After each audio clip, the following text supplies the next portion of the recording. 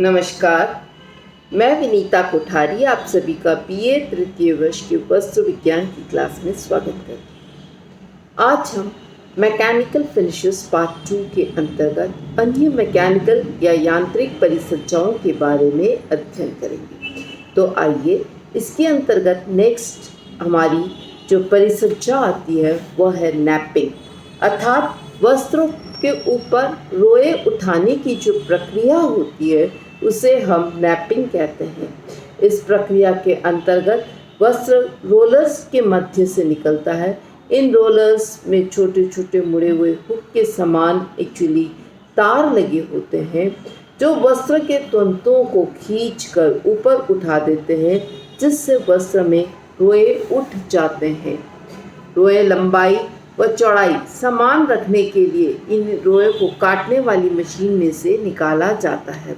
वस्त्र पर रोए को इच्छा अनुसार हम चपटा ऊंचा रोएदार सतह में विविधता ला सकते हैं। सूती और ऊनी वस्त्रों में इस प्रकार के रोए उठाए जाते हैं। फॉर एग्जाम्पल हमारी जो कंबल होती है, सूती जो वस्त्र होते हैं, टॉवल्स वगैरह बनते हैं, तो उनमें हम रोए उठाते हैं। फलालेन का जो कपड़ा होता है वह भी हमारा नैपिंग प्रोसेस के माध्यम से तैयार किया होता है। इस परिसज्जा के जो लाभ है वह है, पहला कि यह गर्माहट प्रदान करता है। नैपिंग प्रक्रिया से रोए के बीच में पर्याप्त हवा का स्थान बन जाता है, जिससे ताप हवा विसंवाहक होती है और इससे वस्त्र पहनने पर हमें गर्माहट का एहसास होता है। सेकंड होता है कि रोएदार वस्त्र जो होते हैं वे हमारे वस्त्र की कोमलता में वृद्धि करते हैं। ये वस्त्र बच्चों के लिए बहुत ही उपयुक्त माने जाते हैं। फलालेन जो वस्त्र बनता है वह इसी परिसज्जा के कारण बनता है और यूजुअली बच्चों के जो बेडशीट से ओढ़ने के हैं या उनके बिछाने के जो वस्त्र होते हैं या कई बार उनके जो झबले वगैरह हम तैयार करते हैं वह सर्दियों के मौसम में फलालेन के बनते हैं।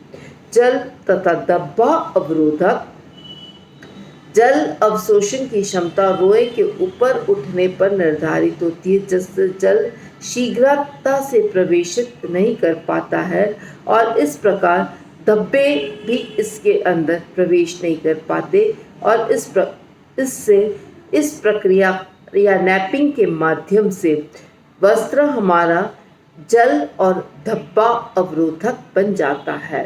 सौंदर्यता में वृद्धि, रोए उठने से वस्त्र बहुत सुंदर लगते हैं। यूजुअली इसके अंदर जो प्रोसेस होता है उसमें रोलर्स होते हैं और हुक लगा रोलर होता है, उसके ऊपर से कपड़ा निकाला जाता है, फिर निब सफाई ब्रश होता है और वस्त्र के तनाव को स्थिति बनाए रखने के लिए एक एडजस्टमेंट स्क्रू होता है। इन रोलर्स के माध्यम से जब वस्त्र को निकाला जाता है तो हमारे वस्त्रों पर एक्चुअली रोए उठ जाते हैं और इन रोयों में विविधता लाकर हम वस्त्रों को सुंदर और आकर्षक बनाते हैं। तो इस प्रकार हम देखते हैं कि नैपिंग प्रक्रिया के माध्यम से हम वस्त्र को फिनिशेस यूज़ करते हुए नैपिंग फिनिशेस को यूज़ करते हुए वस्त्र को रोएदार बना सकते हैं। तो रोएदार बनाने के लिए कौन सी फिनिश यूज़ करी जाती है? Then the answer would be mapping. Okay, now the next finish हमारी आती है, दैट इज कैलेंडरिंग, अर्थात चिकनापन लाने के लिए वस्त्र पर जो फिनिश की जाती है उसे हम कैलेंडरिंग कहते हैं। बड़े पैमाने पर इस फिनिश का उपयोग किया जाता है क्योंकि इसी फिनिश के माध्यम से हम वस्त्र की सतह को चिकना, कोमल और चमकदार बनाया जाता है। कैलेंडरिंग कई प्रकार से की जाती है। पहला कैलेंडरिंग होती है एक साधारण कैलेंडरिंग, अर्थात इस कैलेंडरिंग को हम घर में भी की जाने वाली प्रेस या आयरन के माध्यम से कर सकते हैं। इसके लिए हम वस्त्र की सतह को थोड़ा नम करते हैं और तत्पश्चात एक हीटेड धातु की बनी हुई प्रेस उसके ऊपर घुमाते हैं और जैसे ही हीटेड प्रेस उसके ऊपर से गुजरती है तो वस्त्र के अंदर पड़ी हुई सलवटें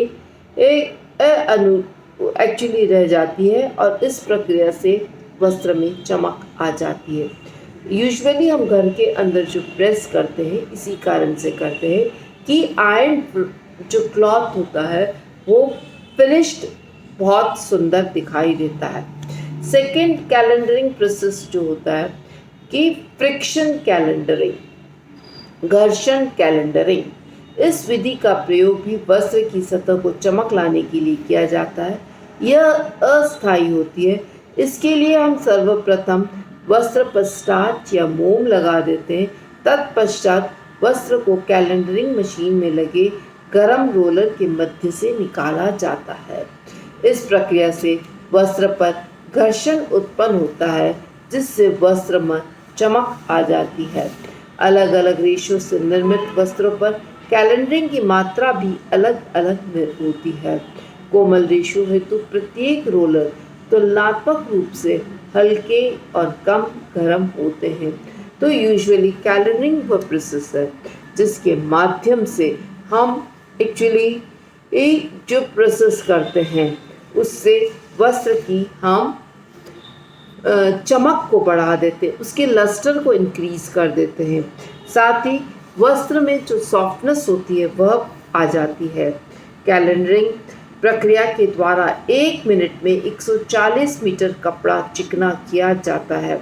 वस्त्र को अधिक चिकना और चमकदार बनाने के लिए साइजिंग करके फिर कैलेंडरिंग करी जाती है, अर्थात मांड और गोंद का उपयोग किया जाता है। एक्चुअली हमें यह प्रक्रिया कई बार हमें रिपीट भी करनी पड़ती है जब तक कि हम इसमें वांछित चिकनापन नहीं ले आते। विभिन्न वर्ग के रेशे के लिए विभिन्न वजन के रोलर्स का उपयोग किया जाता है। कोमल रेशों पर कम गर्म और कम वजन के रोलर्स को उपयोग किया जाता है। तो इस प्रकार हम देखते हैं कि इस्त्री प्रक्रिया से एक छोटी इस्त्री का प्रयोग किया जाता है। गर्म इस्त्री के दबाव से वस्त्र चिकना हो जाता है। तो कैलेंडरिंग प्रक्रिया हम एक तरह से कह सकते हैं कि इस्त्री प्रक्रिया का ही व्यापक रूप होता है जिसे हम कैलेंडरिंग कहते हैं। कैलेंडरिंग के लिए यूजुअली जो रोलर्स होते हैं वे स्टील रोलर्स होते हैं और इनके बीच से वस्त्रों को गुजारा जाता है, जिससे वस्त्र गर्म रोलर्स के मध्य से गुजरते हैं तो उनमें चिकनापन आ जाता है। बड़ी इम्पॉर्टेंट फिनिश है जो कि एंड प्रोडक्ट जो हमारा वस्त्र होता है उसको बहुत आकर्षक बनाने के लिए की जाती है। नेक्स्ट आती है मोयरिंग। यह परिसज्जा द्वारा वस्त्र के ऊपरी सतह को आकर्षक बनाया जाता है, अर्थात वस्त्र की सतह पर पानी की लहर के समान नमूने बनाए जाते हैं। इस प्रक्रिया पर इनमें बारीक बारीक महीन रेखाएं बन जाती है। इन रेखाओं पर प्रकाश की किरणों पर पड़ने पर वस्त्र में अनोखी चमक उत्पन्न होती है, जिससे वस्त्र अधिक चमकदार और आकर्षण दिखाई देता है। इस प्रक्रिया में मोयरिंग मशीन का उपयोग किया जाता है। 3 रोलर्स होते हैं जिसमें सबसे ऊपर वाले रोलर में कपड़ा, दूसरे में गति और दबाव अपेक्षाकृत अधिक होता है, जिसके कारण वस्त्र की सतह पर लंबी धारियां बन जाती है। अधिकांशतः यह परिसज्जा रिब सिल्क और ऊनी वस्त्रों पर की जाती है। एसीटेट वस्त्रों पर भी स्थायी मोयरिंग की प्रक्रिया होती है। कई बार रिब वस्त्रों की 2 तह बनाकर किनारों को सिलाई तथा अन्य माध्यम से जोड़कर चिकने बनाकर गर्म धातु के रोलर्स के मध्य से गुजर जाता है, जिससे वस्त्र के चपटे भाग में प्रकाश की किरणें परावर्तित होती है और वस्त्र हमें चिकना दिखाई देता है। तो मॉयरिंग क्या है?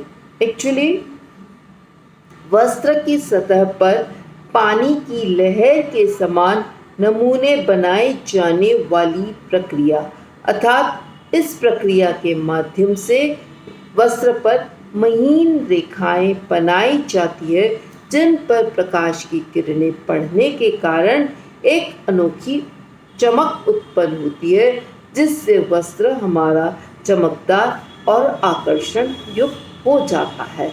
उसे हम मॉयरिंग कहते हैं। नेक्स्ट आती है एम्बॉस या सतह पर डिज़ाइन उभारना, अर्थात सतह के ऊपरी डिज़ाइन जो होती है वह सतह के ऊपरी ही दिखाई देती है। सतह के ऊपर जो डिज़ाइन बनाई जाती है उसे हम एम्बॉसिंग कहते हैं। सतह पर सबसे पहले संश्लेषित रेजिन, सिंथेटिक रेजिन्स को जमाया जाता है। इसके लिए एम्बॉस रोलर्स का प्रयोग किया जाता है। इन रोलर्स पर पहले से ही डिज़ाइन खुदी हुई होती है। जैसे ही रेजिन युक्त वस्त्र निकलता है इन रोलर्स के बीच में से, तो दबाव पड़ने के कारण जो एक्चुअली डिज़ाइन रोलर्स के ऊपर बनी होती है वह डिज़ाइन उभर कर हमारे रेशों के ऊपर आ जाती है। ताप सुनम्य रेशों पर इसी प्रकार के रेजिन्स की आवश्यकता नहीं होती है। एम्बॉसिंग किए वस्त्र पर ब्लीचिंग का बुरा प्रभाव पड़ता है। इन्हें हल्के से गर्म पानी और सॉफ्ट और साबुन से हमें धोना चाहिए। एम्बॉसिंग एक्चुअली बहुत इम्पॉर्टेंट फिनिश होती है जो वस्त्र को ड्यूरेबल बना देती है। और इसके बाद वॉशेबल जो प्रोसेस होता है, एम्बॉस पैटर्न जो होता है वह धोने के बाद भी नष्ट नहीं होता है। एम्बॉस रोलर्स दो प्रकार के होते हैं। एक रोल धातु का बना होता है जिस पर डिज़ाइन खुदी होती है, वह रोल गर्म होता है। और दूसरा रोल बड़ा और दुगना ठोस कागज़ के समान बना होता है। यूजुअली जो डिज़ाइंस इस पर बनती हैं वह है फ्लैट डिज़ाइंस या रेज डिज़ाइंस। जो फ्लैट डिज़ाइंस आती हैं वे दो रोलर्स के उपयोग में तांबे और दूसरा कागज़ का बना तांबे के रोलर पर डिज़ाइन खुदी होती है। गर्म रोलर होता है। खुदा हुआ भाग वस्त्र के जिस भाग के संपर्क में आता है उस स्थान पर चपटा डिज़ाइन उभर जाता है। एम्बॉस ब्रोकेड इस विधि से तैयार किए जाते हैं। और जो रेज्ड डिज़ाइंस होती हैं इस विधि में दोनों रोलर्स, तांबा और कागज़ का जो ठोस रोलर होता है पर डिज़ाइन खुदी है।